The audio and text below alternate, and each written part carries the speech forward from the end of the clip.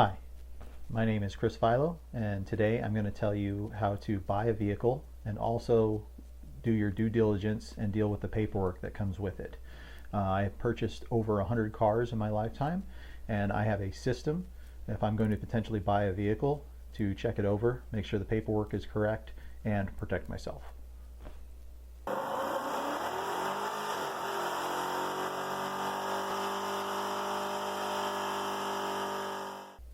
I'm not going to be discussing haggling directly.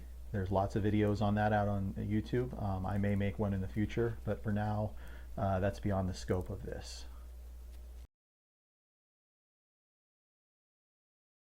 Always get the VIN from the seller, and if possible, get a copy of the title. Now, you need to check and make sure that that VIN number is the same everywhere. So the title needs to match the car in as many places as possible. So you need to check the dashboard, you need to check in the door jamb, you need to check on the glass if it's been etched, if it's a newer vehicle. If it's an older vehicle, it's really important to check the VIN on the frame. Now that's normally going to be on the passenger side frame rail on the top near the firewall in the engine bay. That number needs to be the same, because if it's not, down the road it can create issues with you if you're in a locale that requires that vehicles get inspected, if you ever go to sell it. If there's ever any insurance issues, you don't want to find out there's something in this vehicle's history that's going to cause you issues down the road.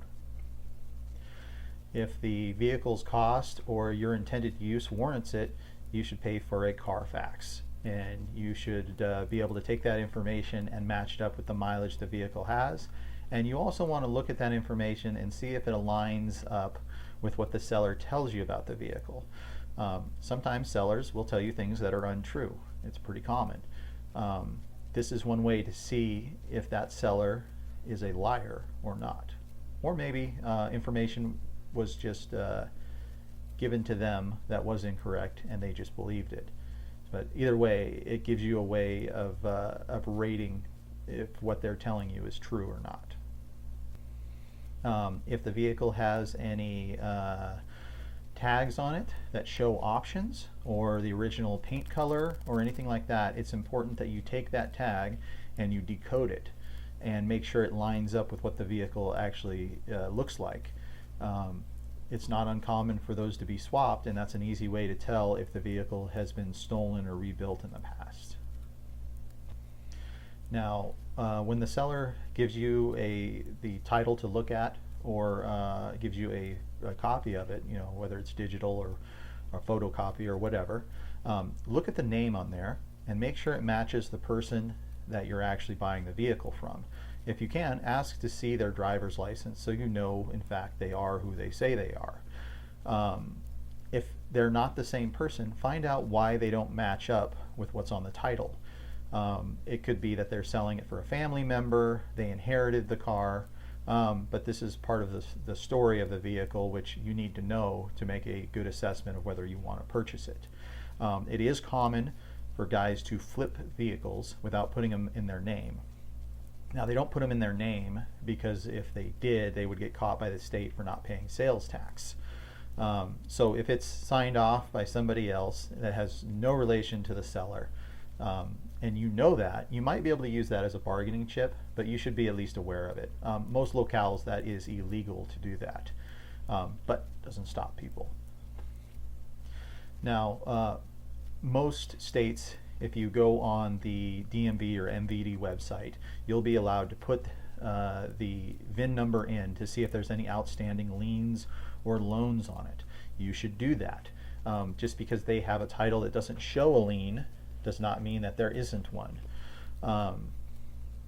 You'll also be able to look up and see what the registration is going to be on that vehicle, which is a good idea. It's not impossible to buy a vehicle and then find out that you can't afford it because of registration or insurance costs.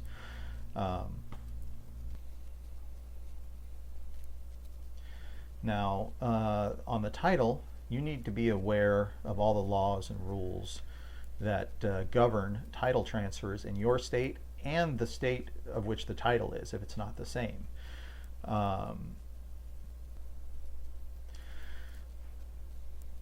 most states now require on titles that they're notarized. So if the title is not notarized, you're going to need to have that done. If you manage to buy the vehicle and they hand you the title and you don't check that, you'll find that it's really hard to get a hold of the seller to have them come back and notarize it. And you may be stuck with a vehicle you can't register, or it takes a lot of extra steps to put in your name. When you go to put the title in your name, it's in your best bet, if possible, to go straight to the DMV and do it there. That'll put it in your name while they're still next to you to make sure that there's no issues with that process, and it'll also bring up any issues with that title that there may be. There are times when people, it's actually pretty common, that they write their name in the wrong spot, they don't date it, they don't notarize it, or there's other issues. Sometimes they'll scratch something out and write next to it. You can't do that on a title. As soon as that's done, the DMV will see it and say this title is no good, you need to get a new one, or you need to get a power of attorney from so-and-so. So it's just in your best interest to do it right at the DMV, right then when you exchange the money. Another good reason to go to the DMV is to make sure that there are no registration back fees or outstanding liens on the vehicle. Even though you can check on their website, it's a little more thorough when they change the title into your name. A lot of times they will call the National Crime Database and make sure the vehicle's not reported stolen anywhere. Even though they have paperwork, it doesn't mean that that paperwork is legit. Now, be aware, if there are back fees and you're going to register it in another state, sometimes your state won't recognize those, and if they have a paper title, they'll just put it right in your name without issue. You should be aware of how that's going to work. In the past, I've purchased vehicles in California with a lot of back fees and registered them and titled them in Arizona and not had a problem. However, things change. There's a good chance that in the future those loopholes will be gone. Now, if you live in a locale where they require smog on vehicles and the vehicle is not smog exempt from being too old, make sure it has been smogged. Make sure that it will pass smog. If you have to, take it somewhere and pay the smog fee. If the emissions equipment has been removed, a lot of times it's very costly. As a matter of fact, it's not even worth it for the cost of the vehicle to fix. You know, finding those parts can be difficult. Putting them back on, not a good idea. And just because the vehicle smogs fine where they're at doesn't mean it'll pass smog where you are at. Most states have very different smog laws. California and Phoenix, Arizona, completely different. Just because something will pass in California does not mean it will pass in Phoenix. And also in some states they're a little loose and you can give the guy a few bucks to make your car pass. So if they've already gotten the smog taken care of and it's not the same state as you're in, be aware that it may fail when you take it home. And another good idea before you purchase something is to check with your insurance company and see if you can afford the insurance on it. This was an issue with me when I bought my Caprice. I didn't even think about it. And then after I purchased the car, I went to get insurance and it was 3 times the cost that I expected it to be. Because that vehicle is an odd vehicle that was never sold to civilians, it has a super high interest rate with most companies. Some companies can't even figure out how to give you insurance on it because it's not in Kelley Blue Book and they can't figure out a value on it. All right, step 2 is mechanical inspection.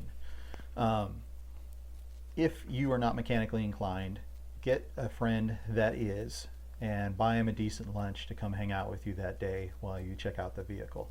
As a matter of fact, even if you are mechanically inclined, still have the friend come, because an extra pair of eyes is a great thing, and you also really should have a witness during the process in case anything goes south.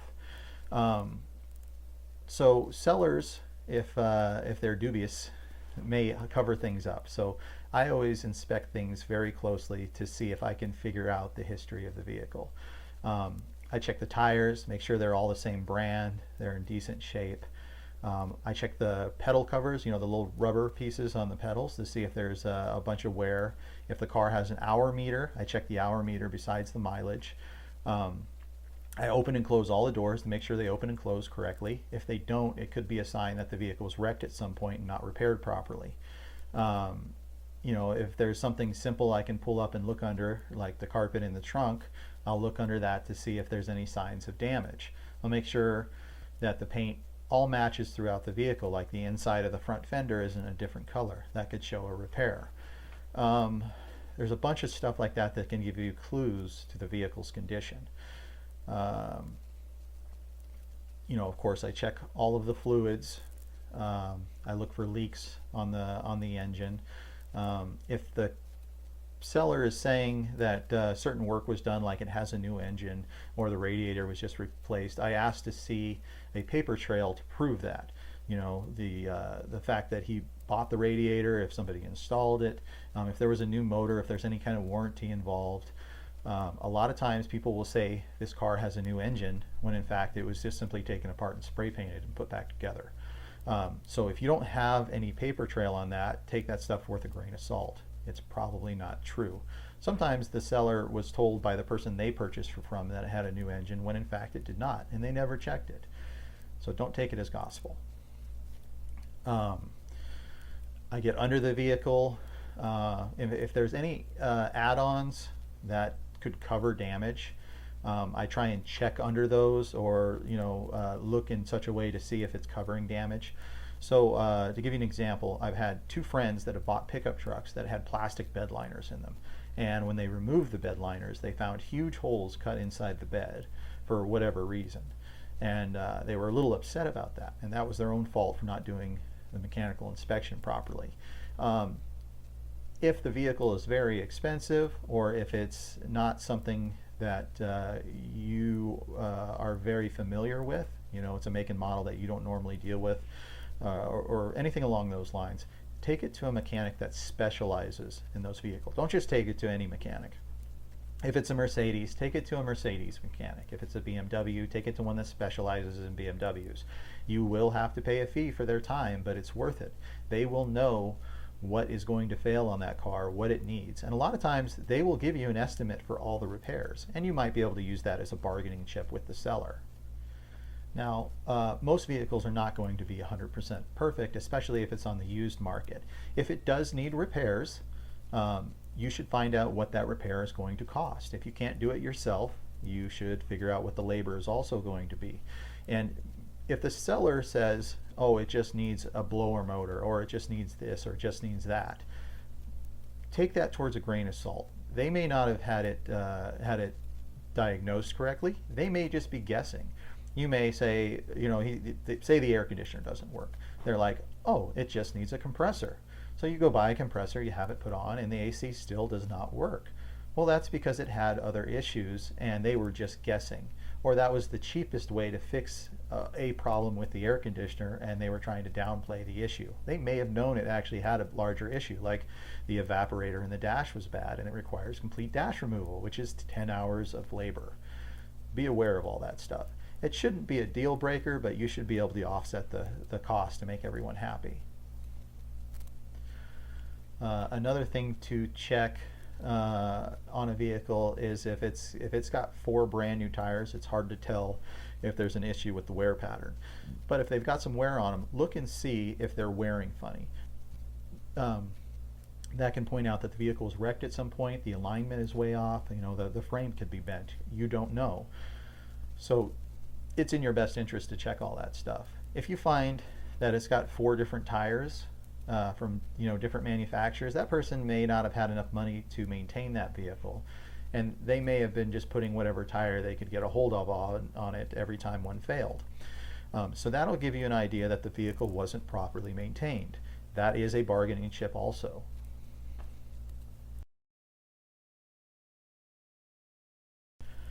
All right, step 3 is to exchange the money for the paperwork. Now, if you've decided that this is the vehicle for you and you want to purchase it, and you've agreed on a price, now you actually have to exchange the paperwork and the money. So the best way to do this is to do it somewhere in a public place, somewhere that's well lit if it's nighttime, even inside a grocery store maybe, and this is also a good time to have somebody with you as a witness. There are places where they run scams where they sell a vehicle, and when you pull the money out, they hold you up and then take off. It does happen. It's not very common, but you should do your best to protect yourself from that. If at all possible, like I said, go to the DMV and transfer the title into your name there. Do the money exchange at the DMV. If not, do the money exchange at the bank. Get a cashier's check. A lot of sellers are unlikely to want a cashier's check. There's a lot of fraud with those these days, and you'll probably have to wait for it to clear just like a normal check. If you're going to do any type of electronic transfer like PayPal or Zelle or anything like that, make sure in the comments that you put the vehicle's VIN and description, as much information as you can, and do not transfer it as a friend to avoid the fees. That cuts out any recourse you may have had if this deal goes south. If you can, get a copy of the seller's driver's license, get their physical address, their mailing address, and their phone number. Try and keep all that stuff in case there's issues down the road with the paperwork. It's uncommon, but it can happen where 2 weeks down the road you find out there's something that the seller needed to sign off or take care of. There was a lien that was never processed, something like that, and you will need their information. Now at this point, once the money has changed hands, getting them to do anything is unlikely. Most of them don't want to waste the time, and they don't care if you have problems. They've got their money, they're gone. So you need to try and minimize the risk of that as much as possible. What I like to do is if I already know the set price I'm buying said vehicle for, I go to the bank and I get that cash out in one of those nice little bank envelopes, and it's already ready to go. I can keep it in my pocket. I don't have to flash it around, and then when I'm ready I can hand it to the seller. Now I make the seller count out the amount of money in there before they accept it, to make sure that it is the correct amount, because if you just hand them money like that, they'll stick it in their pocket and then they'll call you later and they'll say, hey, you shorted me $500, you still owe me $500 more. And at that point it's a he said she said thing, and nobody can prove otherwise. So to protect yourself, make them count the money in front of you with preferably a second witness. There is a lot of dodgy people in the car world buying and selling cars. So don't give anyone the chance to rip you off. Protect yourself. It's not that hard. Never be in such a hurry to buy a vehicle that you don't think about what you're doing. There's always another vehicle. Even the most rare thing in the world, there's probably another one, or that car may come up for sale again. Don't be in that much of a hurry. That puts you in a bad position as a buyer. If you have to, give the seller a deposit to show you're serious. If it's going to take a few days for you to do all the paperwork or to get the money ready for them or anything like that, or if you want to have the vehicle inspected by a mechanic, give them a deposit, get a receipt showing what the deposit was for, and also in that receipt or whatnot, make sure you specify what happens with different outcomes. All of this protects yourself. You need to give yourself a recourse if something goes south. Say, this is a $500 deposit if I choose to buy this vehicle, but you accepting this deposit says that you will not sell it to someone else underneath me. And that's just a good thing to protect yourself. You'll find that most people that truly want to sell their vehicle because they want to buy something else, or they just are no longer interested in that one, will do this. They're not in that much of a hurry. If they don't, if they start getting really cagey and squirrely, they may be up to something. So always be aware of that. Watch how that seller reacts to the things you ask. If you get a bad feeling in your gut, it's probably for good reason.